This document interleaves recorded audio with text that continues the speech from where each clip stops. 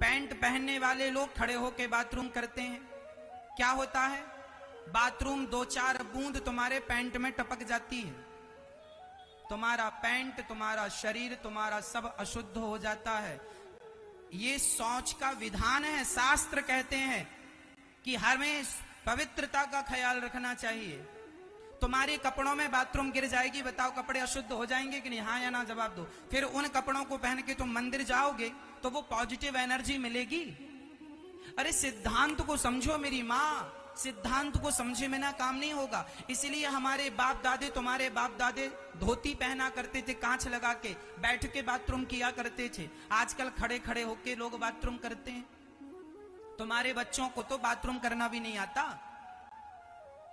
सिखाया क्या है राम जाने। बैठ के बाथरूम, हमारे शास्त्रों में तो लिंग प्रक्षालन का भी विधान है।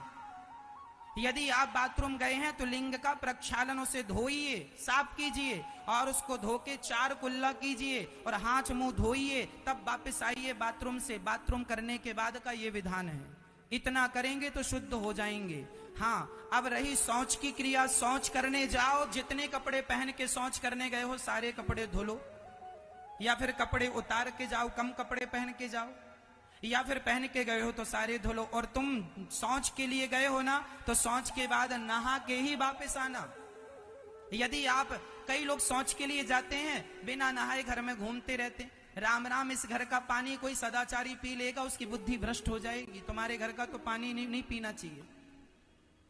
जिसके घर में इतनी ज्यादा अशुद्धि हो कि यहाँ शौच का भी विधान नहीं है, आज लोगों के घर में शौच का भी विधान नहीं है, तो आदमी पानी पिएगा तुम्हारे घर का तो वो, उसकी बुद्धि भ्रष्ट, तुम्हारी तरह तुम तो भ्रष्ट हो ही। जो तुम्हारे घर का खाएगा पिएगा उसके भी भ्रष्ट हो जाएगी। इसलिए अपने आज बुद्धियां क्यों बिगड़ रही हैं मेरी माँ? जैसी राखे शुद्धि वैसी बने बुद्धि। आज शुद्धि नहीं है इसलिए बुद्धि बिगड़ गई। आज बड़े बड़े लोग, पढ़े लिखे लोग, समझदार लोग भी गलतियां कर रहे हैं। आज शुद्धि नहीं है उनके विचारों में। दिन भर काम वासना झूला झूलती है आदमी के शरीर में।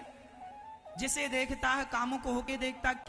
क्यों तुम्हारे अंदर इतना काम है? क्यों तुम्हारे अंदर इतना लोभ है? क्यों तुम्हारे अंदर इतना एटीट्यूड है, अहंकार है? ये तुम्हारे अंदर जो बुराइयां घुसी पड़ी हैं,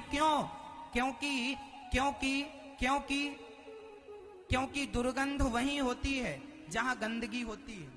यदि तुम गंदगी से रहते हो, शौच में जाते हो, नहाते नहीं हो, बाथरूम जाते हो, हाथ मुंह नहीं धुलते, तुम्हारे अंदर अशुद्धि हो गई ना, तो तुम्हारे अंदर सारी बुराइयां प्रवेश कर जाएंगी और वही बुराइयां एक दिन तुम्हारा सत्यानाश कर देंगी, सर्वनाश कर देंगी।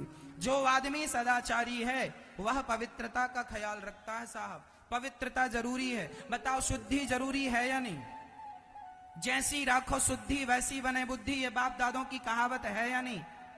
तो फिर शुद्धि होनी चाहिए। छोटे छोटे बच्चों को भी बताया करो कैसे। अभी 5 साल का बच्चा है, 6 साल, सिखाओ कि बेटा तुम्हें जाना है शौच के लिए तो नहा के आना है।